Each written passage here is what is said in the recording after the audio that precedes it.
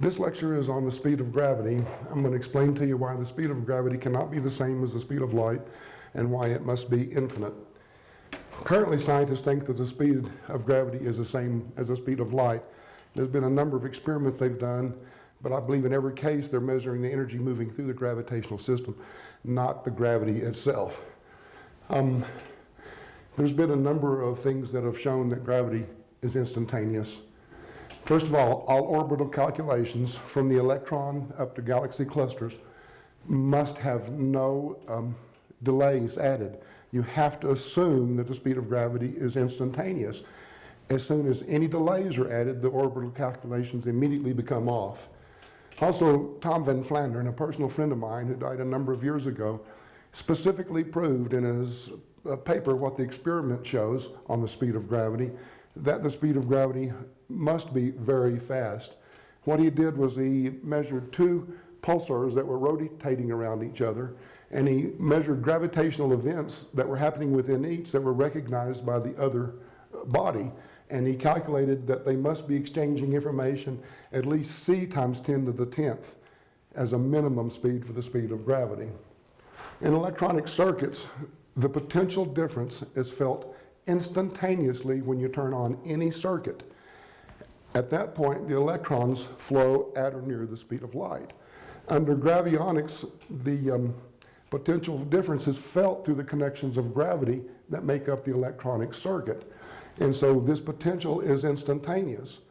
I was taught, though, in electronics that when you activate an antenna in an electrical system, that instead of, or what they said was that the wave would proceed out like this, but right in front of it would be a gravity wave proceeding at the speed of light. Well, again, since gravity is instantaneous, there can be no gravity wave at the speed of light. And so what I believe happens when you power up an antenna is that instantaneously gravions connect from that antenna to whatever other antennas there might be. So this might be the transmitting antenna, and it would generate a gravion that looked like that. And then you would have just the normal gravions of this antenna, and these would connect, and the signal then would pass between these.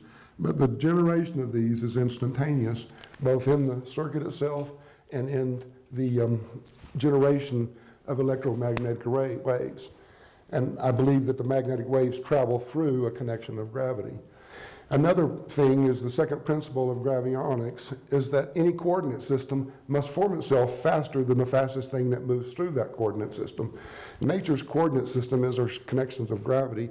And if you have light moving through it, the connections of gravity must reform fast enough that they can account for the motions of anything that moves through it. It would not allow the speed of gravity and the speed of light to be the same. And the final comment I'd like to make is I've written SETI a number of times and asked them why they would be looking for extraterrestrials at the speed of light when the speed of gravity is so much faster. They could get here apparently faster than the speed of light. So why would they ever be using the speed of light to communicate with anybody? It makes no sense to me, and I've notified them a number of times, but they apparently don't care. So the speed of gravity cannot be the same as the speed of light. It must be instantaneous. It's shown in every situation that we can measure or imagine.